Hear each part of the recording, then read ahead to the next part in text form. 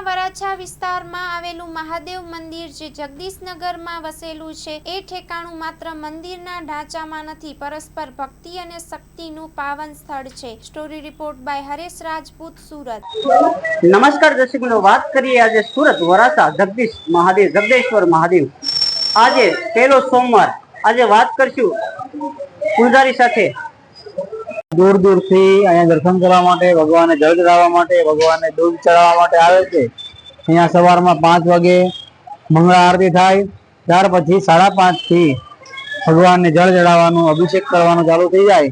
बपोरना 11 वाग्या सुधी चालू होय। त्यार पछी भगवान ने श्रृंगार थाय। बपोरे 12 वागे मध्याह्न आरती थाय छे। पछी सांजे 7 वागे तमे जुओ एम पाछळ भगवान ने अद्भुत एवो श्रृंगार तैयार करवामां आव्या छे। संजे 7 वागे संध्या आरती थशे, जेने अमे श्रृंगार पूजा आरती पण कहीए छीए।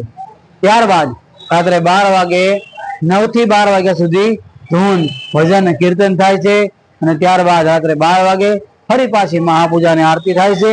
આવી રીતે દર સોમવારે अलग अलग કંઈક નવું ને નવું અહીંયા મંદિરમાં થતું હોય છે અને ભક્તો श्रावण मासનો આખો મહિનો ખૂબ ભક્તિભાવથી, ખૂબ પ્રેમથી ભગવાનની પૂજા કરવા માટે અને ભગવાનને રાજી કરવા માટે અહીંયા આવે છે।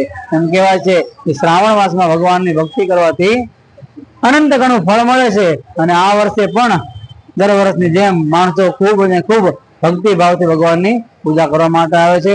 જય જગદીશ્વર મહાદેવ, જય ભોળાનાથ। જોયું તમે જગદીશ્વર મહાદેવના પણ દર્શન કરાવ્યા। कैमरामैन मुकेश भाई सावड़ा साथे हरेश राजपूत, सूरत। मां motor driving, safe and sure driving.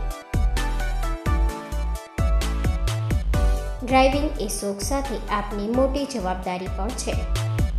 अमारा इंस्ट्रक्टर द्वारा सचोट अने सरल मार्गदर्शन। आपनी रोजनी तालीमनी माहिती मेळवीने शुं अधुराश छे एना उपर पूरुं फोकस कराय छे।